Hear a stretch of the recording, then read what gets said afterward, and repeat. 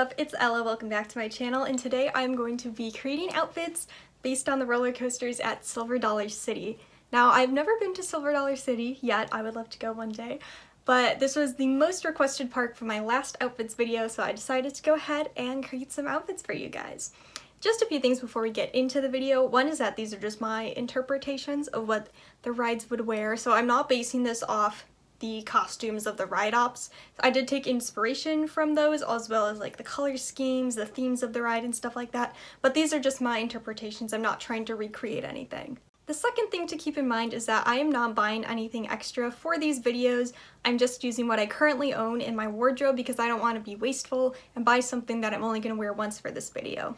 As for the future of this series, once parks start opening up and I'm able to get more footage from inside the parks and do more vlogs and stuff like that, I think we will not see one of these videos for a while, sadly. That's not to say that this is the end of the series, because I really do like making these videos, but this series will just be on hold for a little bit.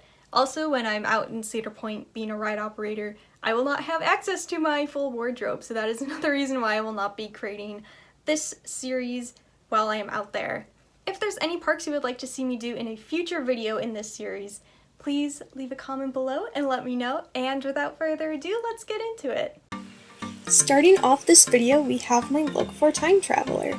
There was a lot to work with for this ride, but I had a hard time finding things in my wardrobe that matched the theme and aesthetic for this ride.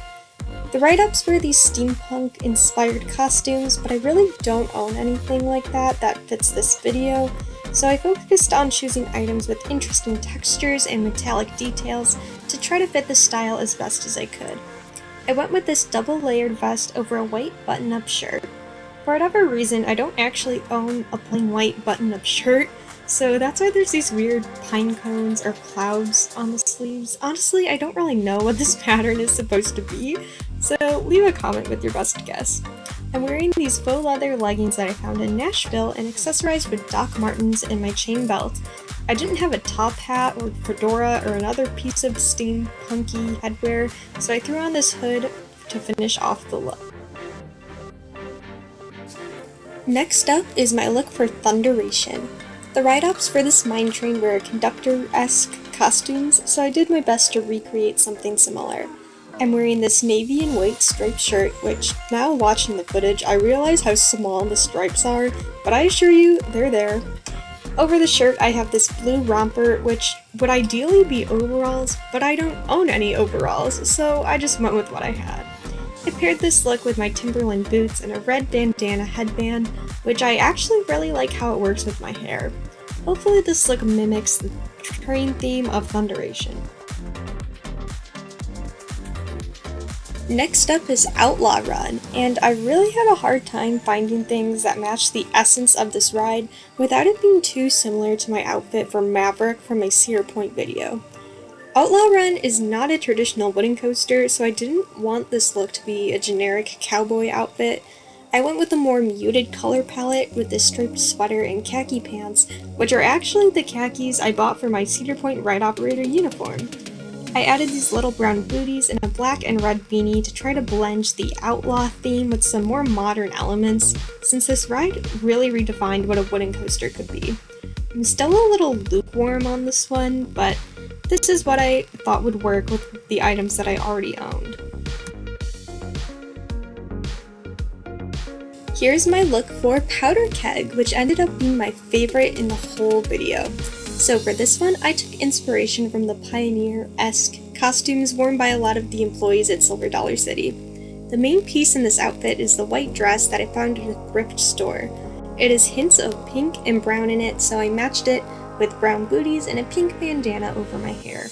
The white of this dress matches the white on Powder Keg's track, and I think the uniqueness of this dress is the perfect match for a ride with a unique history like Powder Keg's.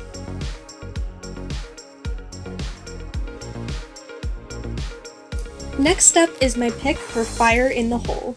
With this one, I wanted to make sure that it felt distinct from Wildfire, since both rides are themed to fire and have a somewhat similar color scheme.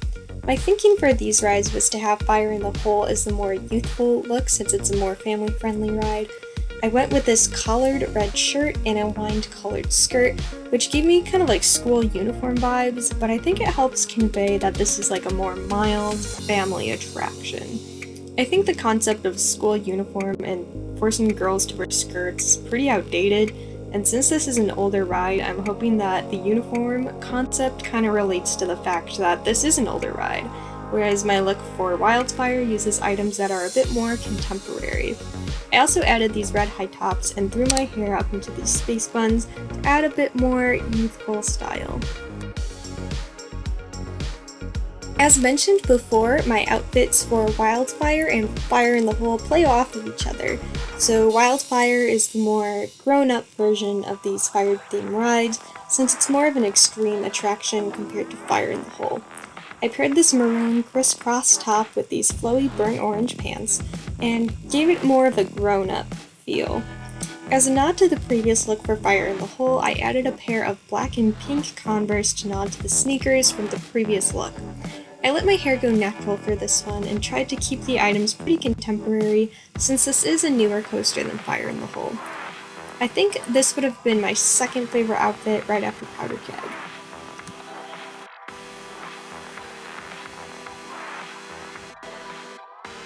That is going to conclude it for today's video. I hope you guys all enjoyed it. If you had a favorite outfit from this video, feel free to leave me a comment and let me know. If you're not subscribed, I would love to see you stick around for future videos. And yeah, thank you so much for watching, and I'll see you next time.